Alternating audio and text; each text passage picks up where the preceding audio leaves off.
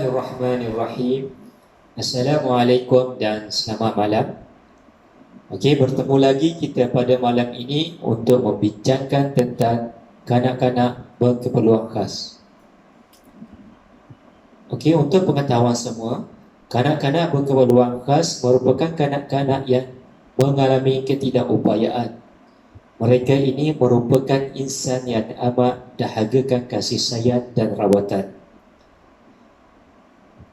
Oleh yang demikian, penilai atau guru perlulah peka serta menilai mereka dari segala aspek, termasuk emosi dan tingkah laku kanak-kanak tersebut. Dengan itu, beratusan kanak-kanak yang mengalami ketidakupayaan yang serius atau masalah ini dapat dikurangkan.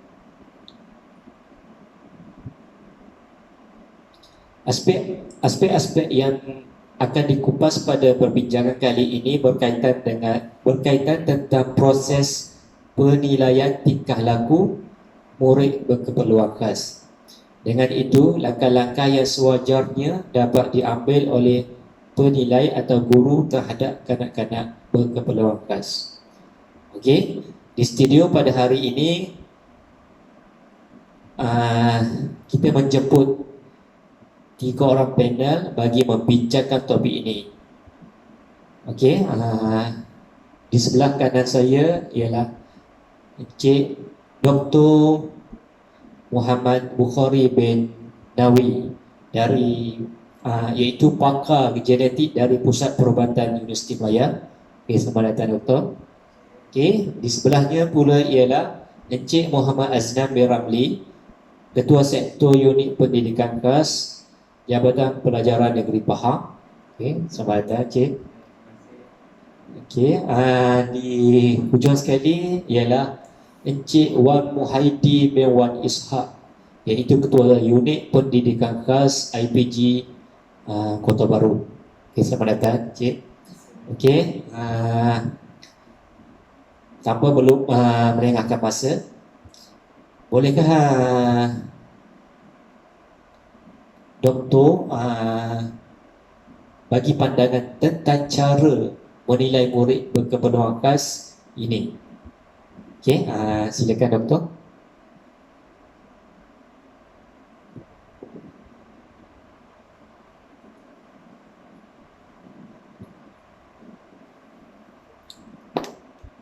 Baik, Assalamualaikum dan terima kasih kepada moderator dan juga kepada rakan-rakan saya dan juga kepada tetamu. Baik, bagi kita kena lihat untuk menilai seorang kanak-kanak, kita kena tengok perkembangan setiap kanak-kanak. Sebab setiap individu perkembangan dia tak sama dengan yang lain. Jadi belajar berpendidikan khas macam tu juga. Sebab masalah pendidikan khas banyak, tak sama. Jadi cara menilai pun tak sama. Ini kita kena fahamkan dulu lah. Jadi yang bagaimana yang kita tahu bagi kanak-kanak yang kekurangan dari segi fisikalnya, cacat ke apa sebagainya, kognitifnya, sehingga menyebabkan tahap perkembangan mereka ni sangat lambat berbanding dengan kanak-kanak nombor yang lain. Mereka tak sama. Jadi cara nak menilai pun tak sama. Okay. Untuk itu kita kena ada satu proses penilaian yang solid, yang jitu, bagi memastikan ketidakupayaan mereka ini dapat dikesankan seawal mungkin agar pengembangan mereka tak terbantu ataupun tak terlewatlah dari segi umur dia kan. Kalau dah umur 20 tahun baru nak dikesan ketidakupayaan ini dah lambat. Jadi baik itu kesan di mereka awal. Namun jika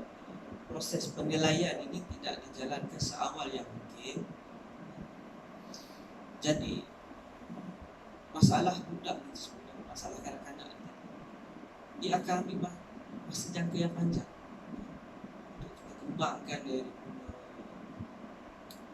dari segi sosial dia, dari segi mental dia. Kita tak boleh nak sebab dia dah terlalu lama baru kita nak ambil kisah kan. Mungkin dari segi bahasa dia, komunikasi dia pun tak berapa baik dia, pertuturan dia tidak lancar, ataupun dari segi motor dia dekatkan dia mungkin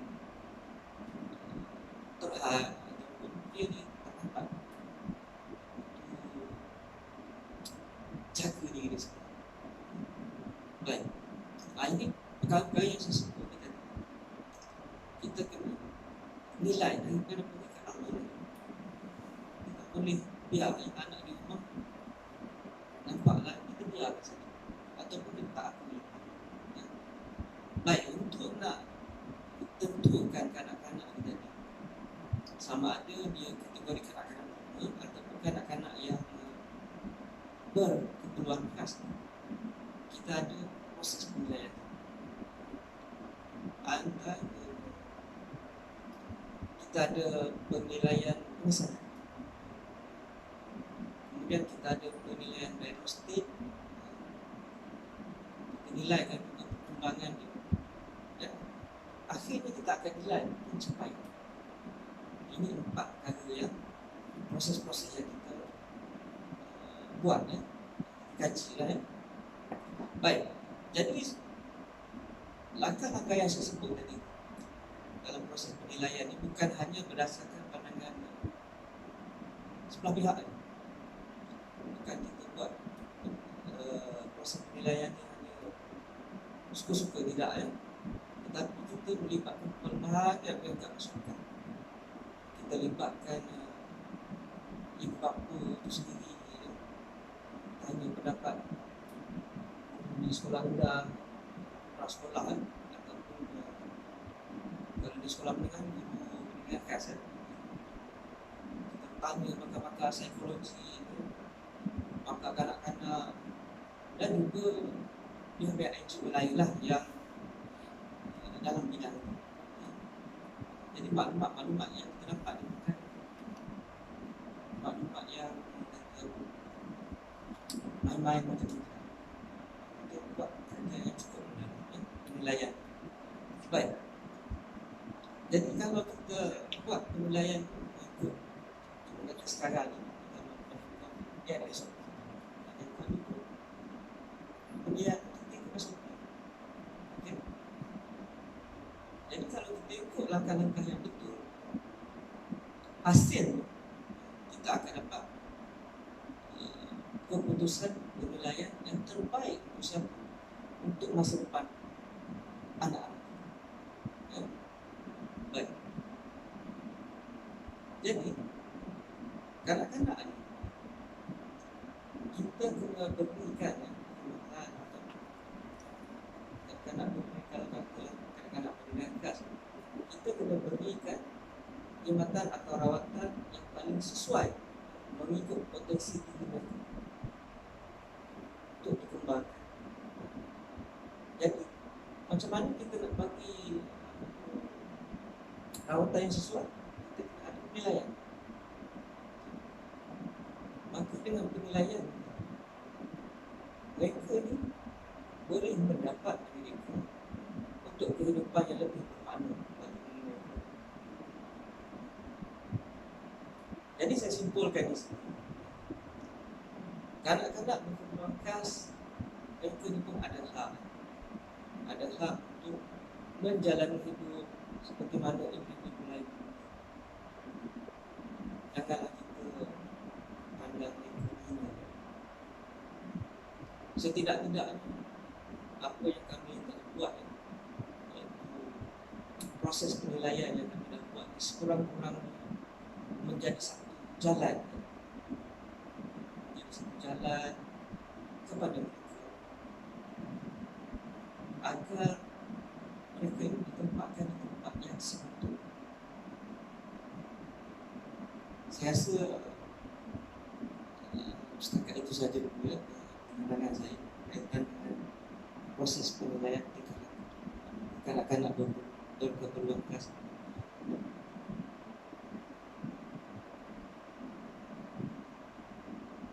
Okey, bagaimana pula dengan penilaian pengesanan MBK? Boleh Doktor jelaskan lebih lanjut?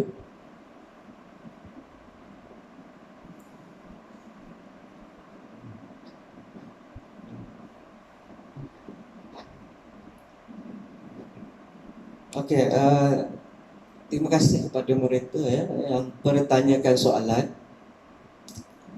Baik, bagi kanak-kanak berpendidikan khas ataupun kanak-kanak khas ni kita panggil kanak-kanak khas lah penilaian ni ada tujuan dia.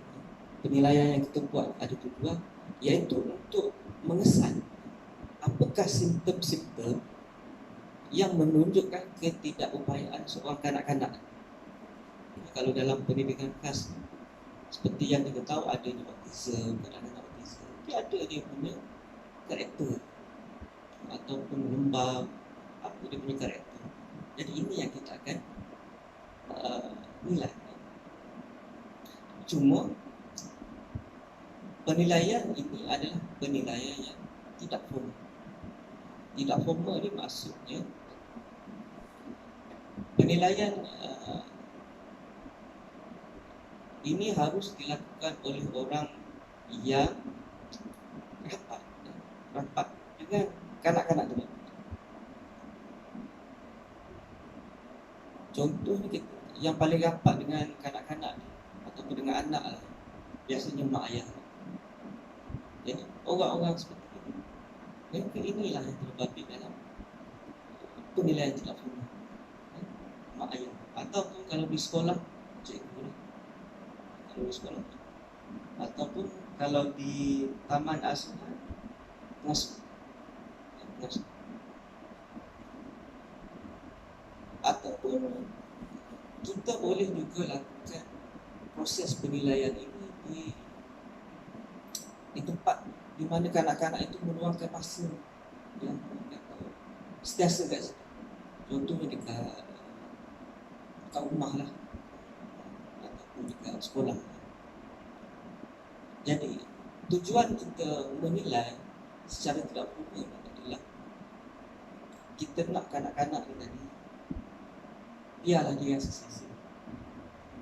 Biar dia rasa selesa, sebab orang yang observe dia adalah orang yang dia kenal. Kalau orang yang dia tidak kenal, kanak-kanak ni dia tak akan tunjukkan perangai dia yang semua. Kalau yang observe awak siapa, dia tak kenal, dia tak akan tunjukkan karakter.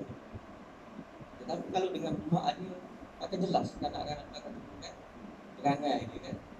Itu yang kita masukkan penilaian tidak formal. Okey? Sebab kalau kita tengok kita nakkan respon yang paling natural, saya sebutkan natural supaya penilai itu boleh tengok watak sebenar seorang kanak-kanak.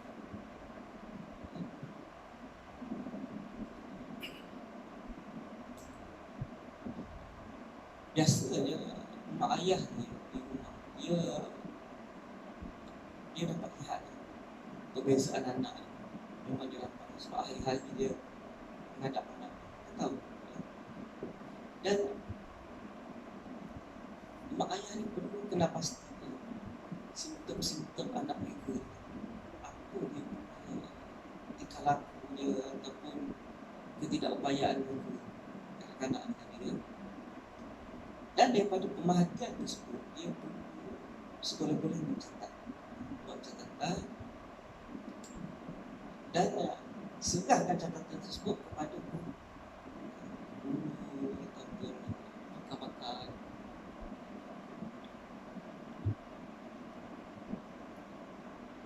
Cuma kalau saya berharap pemerhatian yang kita buat, pemerhatian tidak formal, dia tak boleh dilakukan dalam pendek. Mungkin hari ini kita buat, esok kita tak boleh.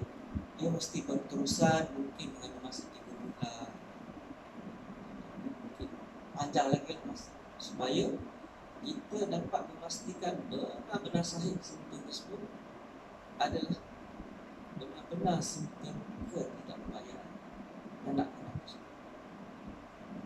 Dan saya rasa dengan penjelasan saya ini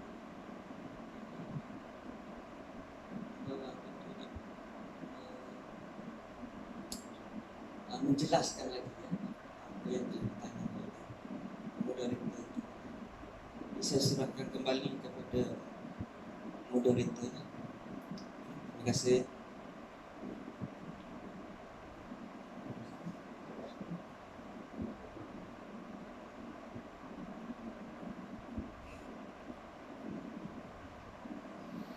Bismillah. Terima kasih di atas penjelasan itu tadi, Doktor. Okey, seterusnya kita beralih kepada ahli panel kedua, iaitu Cik Aznan. Okey,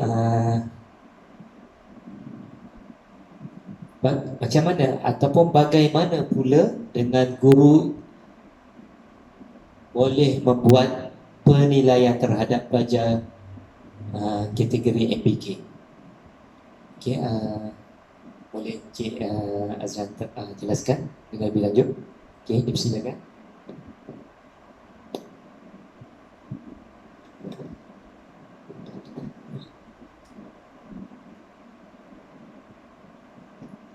Tes. Tes.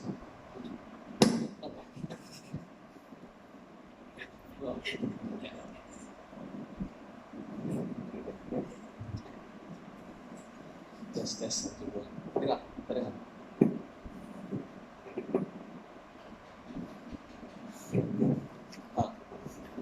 Boleh. Ada. Ya. Mas lama sikit. Dengar. Okey.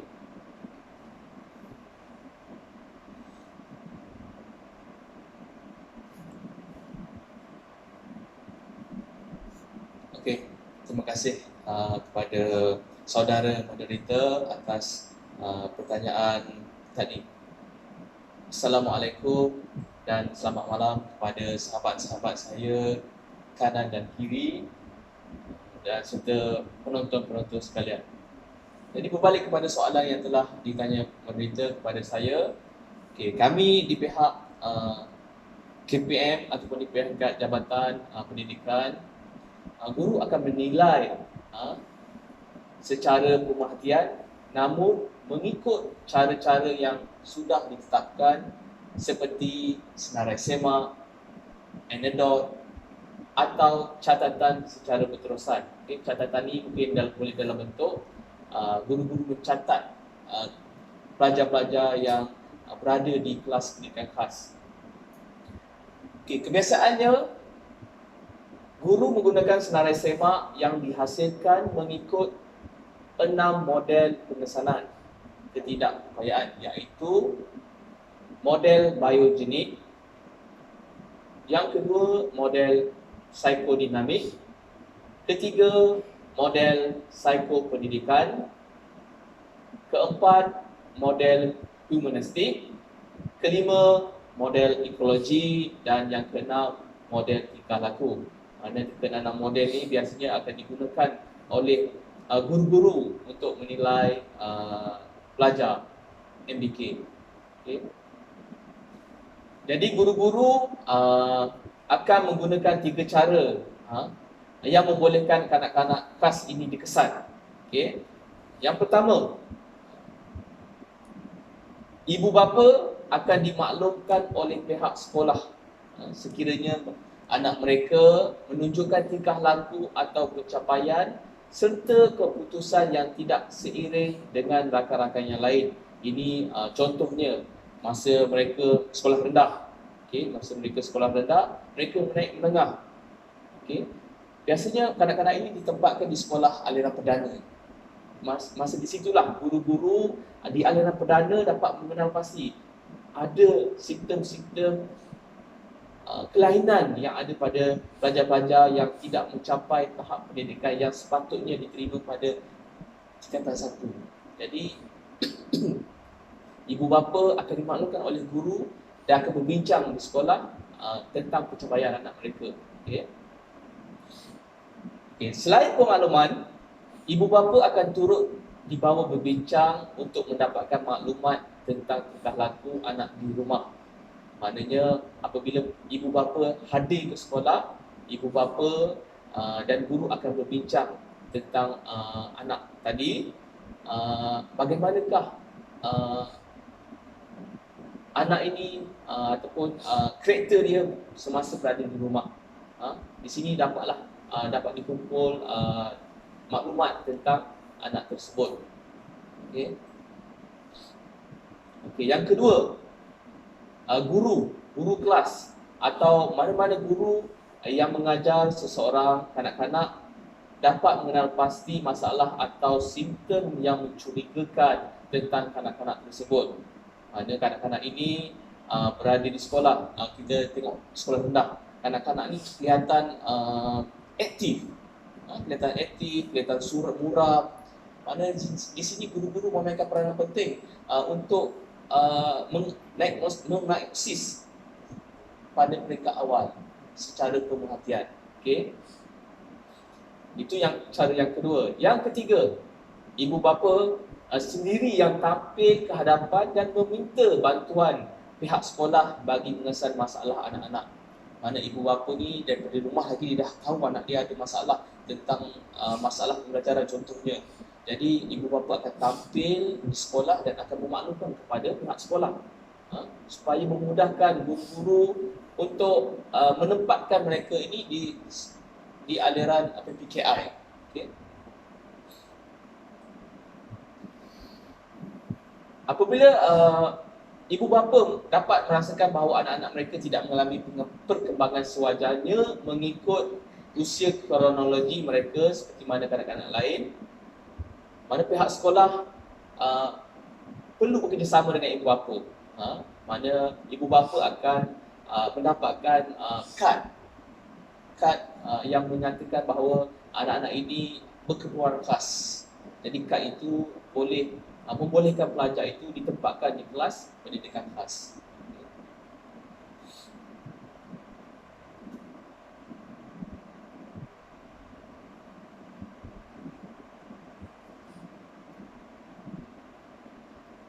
Okey, dengan adanya penilaian pengesanan, kita dapat mengetahui ketidakupayaan anak-anak pada peringkat yang paling awal sekaligus dapat menyediakan rancangan serta persediaan yang sesuai berdasarkan keperluan kanak-kanak tersebut. Maknanya kanak-kanak ini dirasakan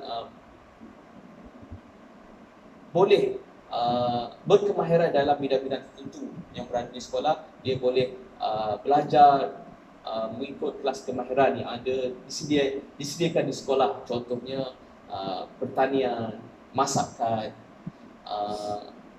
solekan dan lain-lain lagi lah yang mengikut sekolah yang telah ditetapkan oleh Jabatan Pendidikan Negeri. Okey, selepas penilaian ini dijalankan, semua hasil penilaian akan dikumpul oleh guru agar satu laporan yang lengkap dapat dihasilkan. Di mana laporan ini maklumat kanak-kanak berkenaan akan dimasukkan dan menjadi rujukan bagi pakar apabila ia diserahkan kepada mereka. Apabila maksudnya di sini kalau pihak sekolah dah mempunyai maklumat tentang pelajar yang perlu ke pendidikan khas, kelas pendidikan khas, maknanya maklumat ini boleh digunakan kepada pakar-pakar yang lain. Contohnya doktor,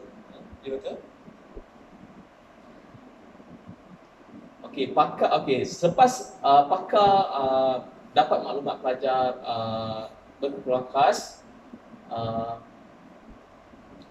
mereka ini akan mengaplikasikan serta menganalisis data-data tersebut dalam langkah penilaian seterusnya, iaitu penilaian diagnostik. Sampai itu juga, penilaian laporan ini boleh disimpan oleh ibu bapa dan pihak sekolah sebagai rekod kanak-kanak yang pernah belajar di sekolah yang telah ditetapkan lah. Jadi apabila kanak-kanak ini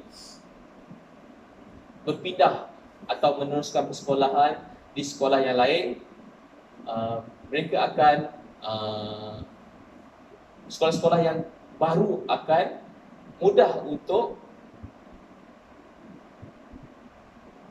menempatkan mereka di kelas yang sepatutnya. Saya rasa itu saja yang boleh saya berikan untuk soalan tadi. Dan terima kasih. Okey, terima kasih kepada Encik Azlan di atas penjelasan yang panjang lebar tadi. Okey, diharap semua kita dapat maklumat yang jelas tentang apa yang diterangkan tadi. Okey. Okey, seterusnya kita beralih kepada ahli panel kita yang ketiga, iaitu Encik Wan Muhammad Muhyiddin. Okey. Bolehkah Encik terangkan sikit serba sedikit berkaitan penilaian diagnosis yang telah dihuraikan oleh Encik Azlan tadi? Mungkin boleh diterangkan dengan lebih detail lagi. Okey, dipersilakan. Bismillahirrahmanirrahim. Terima kasih ke saudara-saudara kita, sahabat saya Dr. Bukhari, J. Azlan, dan juga penonton-penonton sekalian. Jadi seperti mana yang telah diuraikan oleh sahabat-sahabat saya tadi, penilaian pesanan, penilaian penilaian ini dia ada kaitan di antara satu dengan yang lainnya. Dia tidak boleh berlaku secara berasingan. Dia mesti berkaitan, seperti yang telah dijelaskan sebentar tadi. Jadi dalam penilaian diagnostik ini, penilaian diagnostik ini merupakan satu fasa yang amat penting di dalam penilaian murid berkebutuhan khas ini. Dia menjadi satu landasan untuk mengenal pasti dan mengidentifikasi kriteria murid berkeperluan khas ini. Jadi melalui penilaian diagnostik ini, diagnostik itu sendiri dipedaskan sebagai satu discovery, penemuan, discovery dan juga identification ataupun pengidentifikasian sesuatu penyakit yang menggunakan kaedah kita menganalisis simptom-simptom dia. Jadi apa yang boleh kita simpulkan di sini adalah penilaian ini bermaksud pengenalpastian penyakit atau ketidakupayaan daripada pemeriksaan simptom berkenaan. Jadi berbeza dengan penilaian sebelumnya yang tidak formal sifatnya. Jadi dalam penilaian diagnostik ini dia lebih formal. Dia lebih formal seperti mana yang terkandung dalam Akta Pendidikan 1996 dan juga di bawah peraturan-peraturan pendidikan khas 2013. Murid berkebutuhan khas itu sendiri perlu diperakukan oleh pengamal perubatan, ahli audiologi, ahli psikologi, mana-mana yang berkenaan, dan melalui perakuan ini mereka itu dikenal pasti sebagai murid yang berketidakupayaan. Jadi penilaian ini adalah penilaian yang dilakukan oleh pakar-pakar yang secara komprehensif dan mendalam. Dalam penilaian diagnostik ini mereka akan menyediakan laporan yang terperinci dari setiap aspek yang menunjukkan ketidakupayaan anak-anak tersebut. Pakar-pakar yang terlibat ini juga bukan sebarangan orang lah. Mereka yang memiliki kepakaran dalam bidang tersebut, dalam bidang-bidang yang berkaitan dengan kanak-kanak yang dikaji itu, ya. Dan pakar-pakar ini tidak boleh seorang, perlu ada dua, dan perlu ada tiga. Dan sekiranya terdapat pencagahan antara pakar-pakar ini, ibu bapa boleh merujuk kepada pakar yang ketiga agar hasil keputusan itu yang paling konsisten itu akan dapat dikenal pasti, ya. Jadi penonton-penonton sekalian, ya, melalui penilaian diagnostik ini kita dapat mengkategorikan ketidakupayaan kanak-kanak itu secara khusus, ya. Dan sebenarnya apabila kita dah dapat mengenal pasti ketidakupayaan anak-anak itu, terlalu banyak manfaat dia, ya. Terlalu banyak manfaat dia kepada kanak-kanak tersebut, ya. Yang pertama sekali, kalau kita boleh kongsi bersama, ya, dari segi akademik, kita tengok apabila kanak-kanak telah dikenal pasti ketidakupayaan, kanak-kanak itu mudah untuk diletakkan di mana tempat yang sesuai untuk mereka di sekolahan, dan guru-guru juga mudah untuk membuat proses pembelajaran, ya. Jadi semua ini akan berlaku dengan baik, ya. Guru akan dapat mengajar dengan lebih efektif dan murid akan dapat belajar dengan lebih selesa, ya. Dan seterusnya, ya, dari aspek perubatan, ya, pakar-pakar perlu bersedia untuk memberikan bantuan-bantuan perubatan kepada murid-murid yang berkeperluan khas ini. Ada di antara murid-murid berkeperluan khas ini perlukan medikasi, ya, iaitu ubat-ubatan yang tertentu, ya, bukan untuk menyembuhkan mereka, ya, tetapi untuk mengawal mereka agar mereka tidak mengganggu proses pembelajaran itu, agar guru lebih mudah untuk mengajar, ya. Dan seterusnya dari segi diagnostik ni, penilaian dari segi penting juga dari segi perkhidmatannya, ya. Sebab kalau kita tak buat proses ini, stage ini, dia tidak akan pergi ke mana-mana, ya. Kalau kita lihat proses yang awal tadi dan sampai di sini, ya, proses diagnostik inilah yang akan membantu kanak-kanak ini.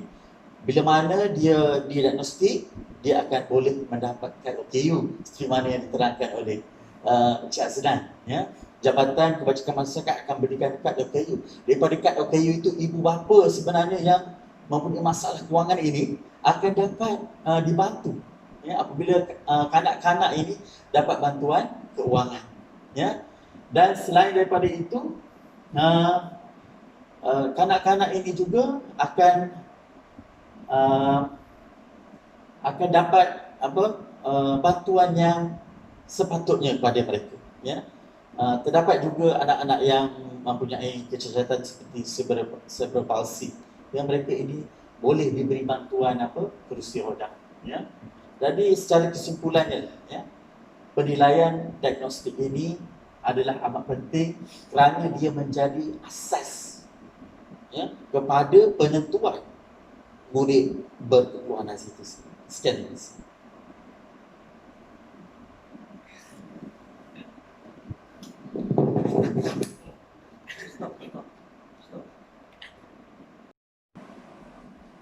Okey, terima kasih kepada Encik Aznan di atas kesimpulannya tadi. Okey, di sini saya boleh simpulkan kadang-kadang keperluan khas merupakan individu yang harus diberi bantuan agar mereka mampu untuk menghadapi cabaran di hari mendatang. Okey, tanpa sokongan kita semua, mereka tidak akan boleh pergi jauh. Okey, rasanya setakat ini saja forum kita untuk kali ini. Di lain waktu kita akan mengadakan forum lagi. Okey, dengan itu saya sudahi forum ini dengan wabillahi taufiq wal hidayah. Wassalamualaikum warahmatullahi taala wabarakatuh. Sekian, terima kasih.